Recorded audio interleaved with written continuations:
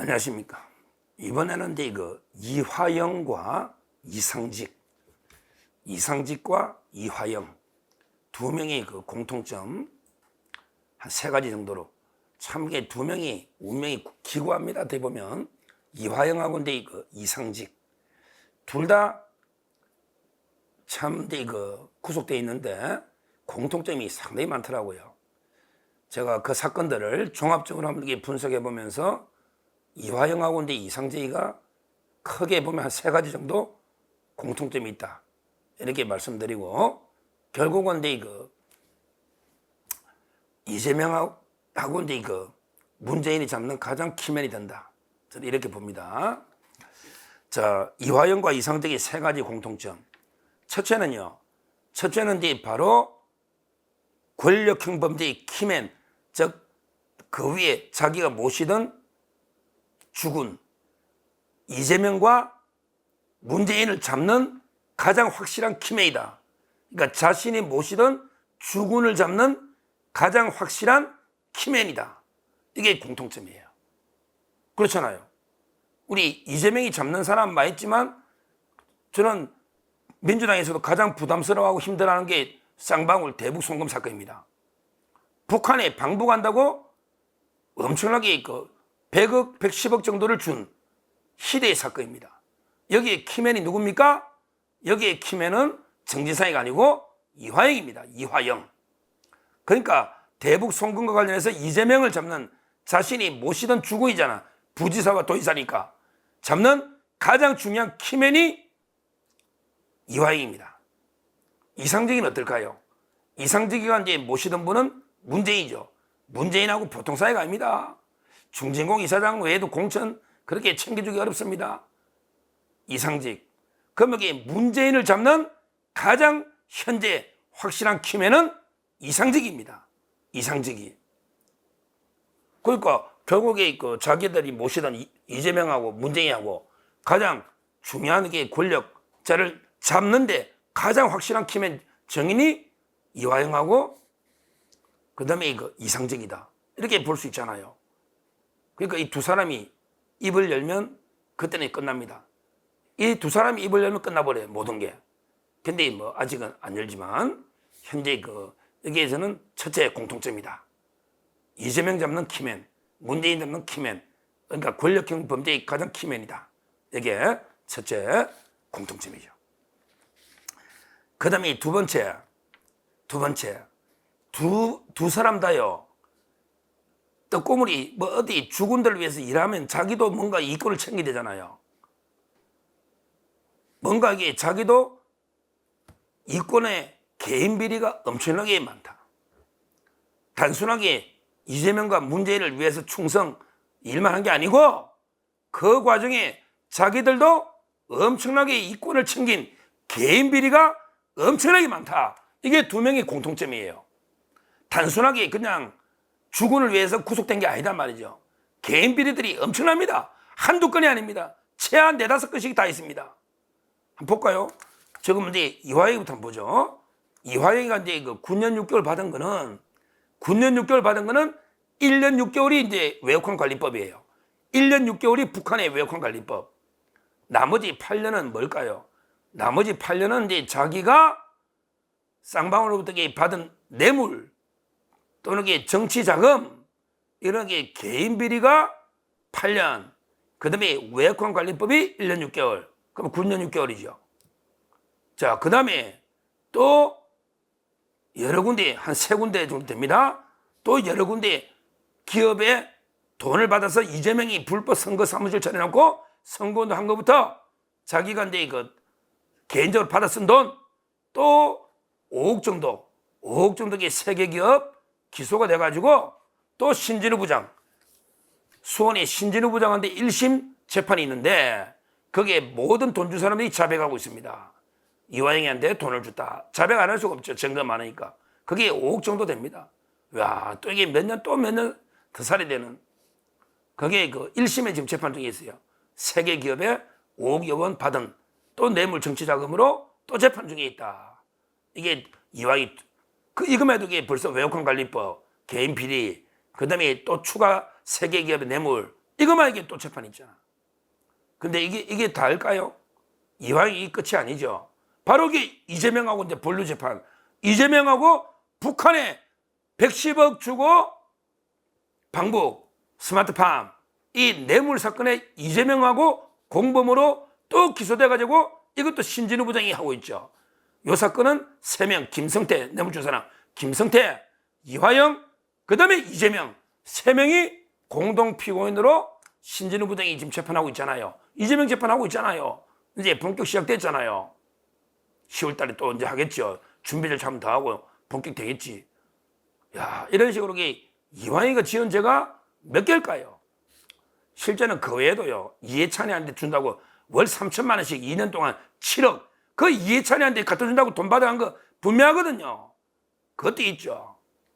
그 다음에 그 같이 살던 내연녀 문성옥 씨 승리할 때 문성옥 씨 위정해라 해가지고 이미 내연녀까지 위정으로 기소되게 만들었잖아. 그 이완희가 시킨 거 아닙니까? 그러면 그것도 위정 교사예요.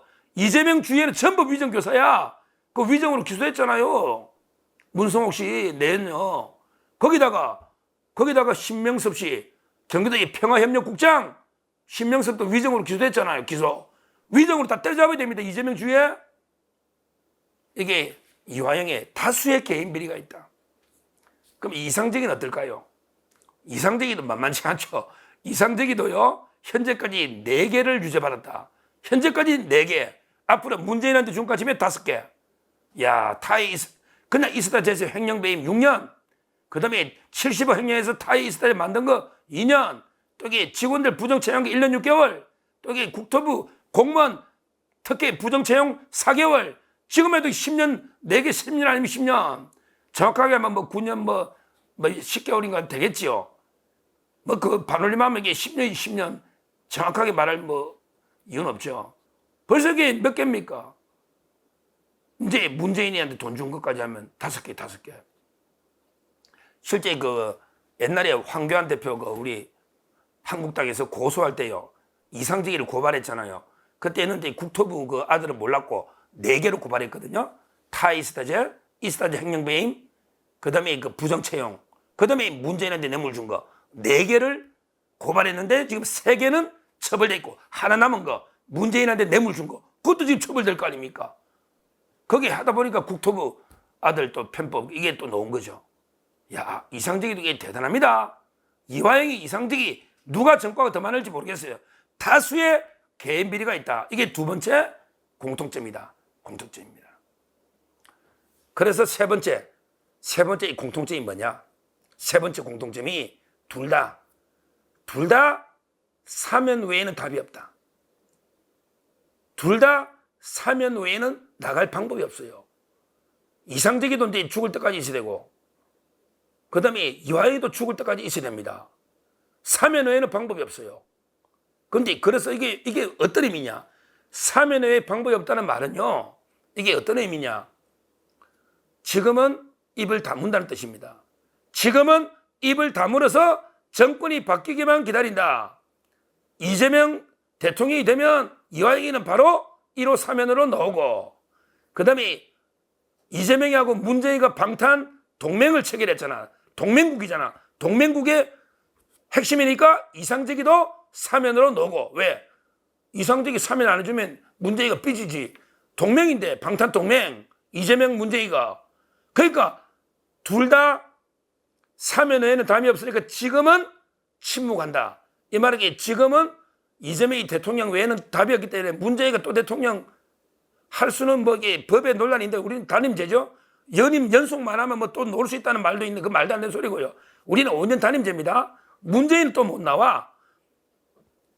근데 문재인가 미는 김경수가 되거나 아니면 이재명이 되거나 하여튼 누가 돼도 우리는 동맹이니까 방탄 동맹이니까 대통령이 되면 둘 다 풀어주겠지. 이거밖에 기대할 게 없잖아. 그러니까 제가 보기에 둘 다 사면에는 답이 없으니까 지금은 둘 다 침묵할 겁니다. 지금은 둘 다 입을 다물고 이재명과 문재인을 보호하기 위해서 할 겁니다. 근데요, 이런 사람들이 특징이 있죠. 나중에 정권이 윤석열 다음에 정권이 예를 들어 한동훈이다 또는 홍준표다 오세훈이다 이렇게 자유우파 보수 정권이 또 5년 가버리잖아요. 이래 되면 이게 못 참습니다. 이제 10년 구속되면 사람 죽습니다. 이 말은 이재명이가 대통령이 될 가능성이 전혀 없다. 날라가면요 붑니다. 이왕이 붑니다. 이재명이가 사법리스크나 대통령 출마 못하고 날라가면 이왕이 붑니다. 그래야 자기가 사면 될 수 있거든. 왜? 보수 정권에서 사면을 해줘야 되거든. 그러기 위해서는 불이 된단 말이야. 물론 증거를 가지고 불어야지. 증거는 많겠지. 이화영이는 많이 들고 있겠지. 뭐 모든 걸 다 아니까. 이화영이는. 그러면 이게 보수 정권에서 볼 때 이화영이 고생도 하고 오래 살았네. 뭐 고생했네. 이제 진실을 터놓고 야, 너 때문에 이재명이 확실히 잡았네. 그러면 이게 뭐 몇 년 살다가 사면을 또 안 해주라는 또 부분은 있습니까? 그걸로 뒷거래는 안 되지만 그렇게 진실을 털어놓은 거는 사면 사유 중에 하나가 진실을 털어놓어야 됩니다. 그러니까 저는 이화영에게 지금은 이재명이 대통령을 기대하고 입을 다물지만 이재명이가 대통령이 불가능해지고만 그러고 보수 정권이 재창출되면 충분히 자백할 수가 있다. 이렇게 저는 생각을 하는 거예요. 이상적이도 마찬가지입니다. 지금은 아직까지 뭐 이재명과 문재인 방탄 동맹이니까 지금은 좀 침묵하지만 나중에 그 보수 정권이 들었으면 희망이 없잖아요. 그러면 차를 다 털어놓고 내가 살자. 이럴 수가 있거든요. 왜? 이 사람들은 잔악기나 사면 외에는 방법이 없어요. 그 외에는 방법이 없어요. 워낙 우리 보수 쪽에도 원세훈 국정원장 이런 분이 좀 땄겠죠. 원세훈 국정원장 제가 부인도 만났는데 법정에서 옛날에 법원에 만난 적이 있어요. 몇 개인지도 모르고 죄를 6, 7개 막 제가 막 이화영이나 이상득이처럼 원세훈 국정원장도 엄청나게 그때 여러 건으로 기소가 됐습니다. 근데 이번에 윤석열 대통령이 사면해 줬잖아요. 사면해 줬잖아. 근데 이재명이가 대통령 됐으면 사면 안 되죠. 안 되죠. 하여튼 여러 개 죄가 있는 사람들은 사면 외에는 답이 없어요. 사면 외에는 그냥 15년, 20년인데 답이 없잖아요. 정치인이니까. 그러면 누가 내 사면엔 누가 되는 게 유리한가? 내가 어떻게 사면 받는가? 이거밖에 생각이 없어요. 그러니까 지금은 이재명이가 되는 게 사면에 유리하다 보는 거고요. 이재명이가 완전 꼬꾸라지고 보수 정권이 들었으면 자백하는 게 사면에 유리하다. 이렇게 보는 거예요. 그러면 입을 연다. 저는 이래 봅니다. 결론적으로 현재 그 이화영과 이상직과 이화영 세 가지 공통점이 있다. 첫째, 이재명과 문재인이라는 권력자, 최고의 권력 범죄의 가장 확실한 키맨이다. 가장 중요한 정의이다. 이게 공통점이고, 두 번째, 둘 다 개인 비리가 엄청나게 많다. 엄청나게 많다.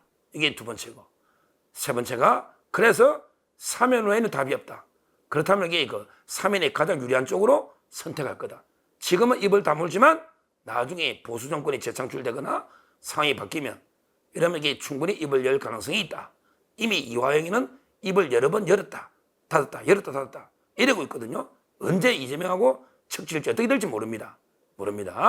앞으로 이 두 사람, 이화영, 이상직 두 사람 좀 이게 역사에 속지 않은 심정으로 지금이라도 이게 좀 진실을 속 시원하게 밝혀라. 그게 그나마 우리 국민께 속지 않은 게 아닌가. 이렇게 다시 한번 말씀드리고 두 사람은 진실을 빨리 밝혀라. 이렇게 촉구를 합니다. 감사합니다.